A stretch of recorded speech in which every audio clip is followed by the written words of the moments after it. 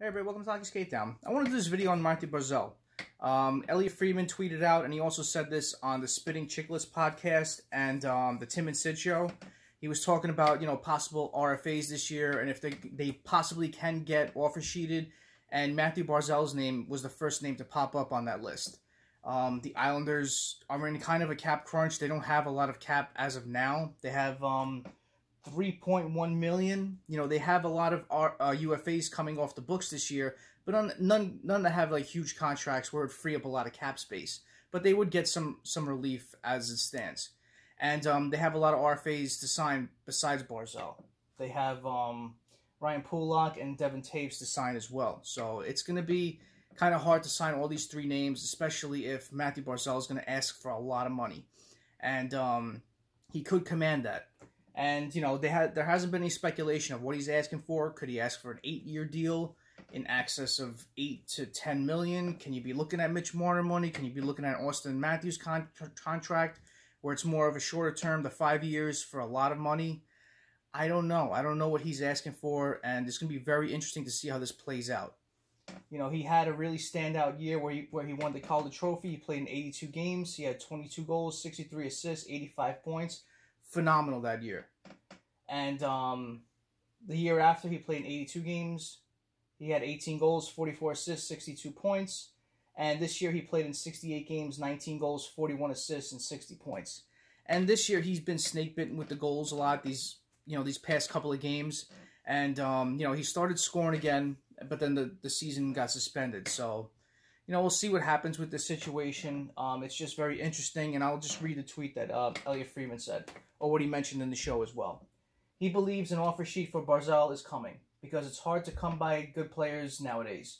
Further speculates that Barzal wants to play more offensively than Trotz will allow him, and that frustrates Barzal. And Pierre LeBrun tweeted this out a long time ago, and this was another hot button issue.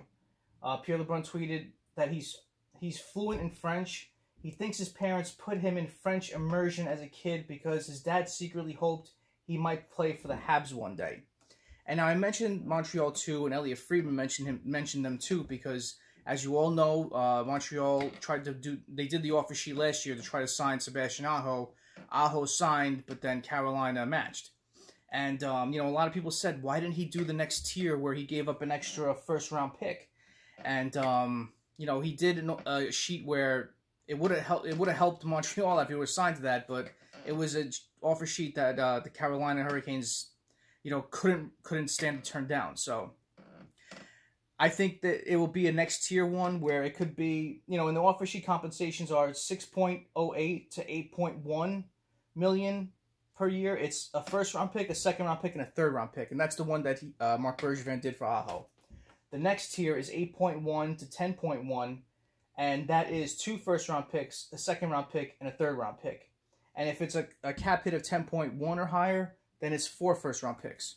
So I don't think they're going to do the 10.1 or higher for the 4 first-round picks. I think any GM is crazy to do that.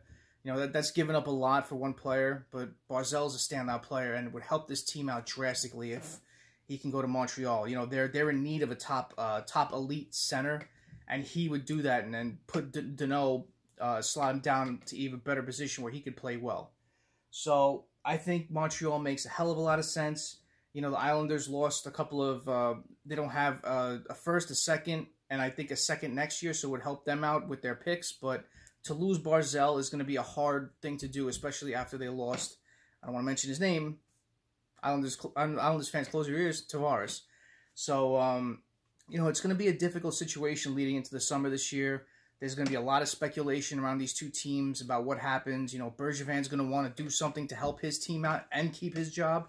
And what better way to do it than bring in a top elite center like Barzal? And, the Islanders would get some picks, would get some relief. And who knows if they actually go for Parise too. They tried to do that this trade deadline. And I have a feeling it's going to be something that gets rehashed because they're going to want to alleviate themselves of that Andrew Ladd deal to try to bring in another player that can help out, like Zach Parise.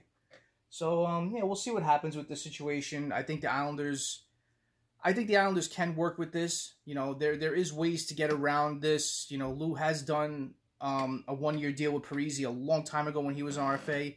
You know, try to sign him to a one-year deal for like $6 million and try to give him a bigger contract the next one, but that didn't happen. But there's ways to get around this instead of doing like a long contract for a high cap hit. There's ways to get around it so the contract after that helps both situations out. It helps Barzal out and helps the Islanders out. So we could see something happening. You know, GMs are very crafty.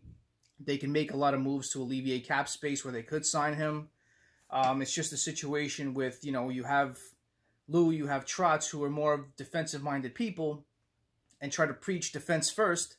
And, you know, Barzal likes to play offense. Always on the go, always on the go. So we'll see what happens with this. He is an elite player that would help any team out. But, you know, look at it one way, you get good compensation for him. But look at the other way, it's going to be hard to lose him. So we'll see what happens. If anything else happens with the situation, I'll do another video on it. Thank you all for watching. Please like, subscribe, and comment, and subscribe to our hockey team. Thank you so much. Have a great night. Have a great day tomorrow. Take care.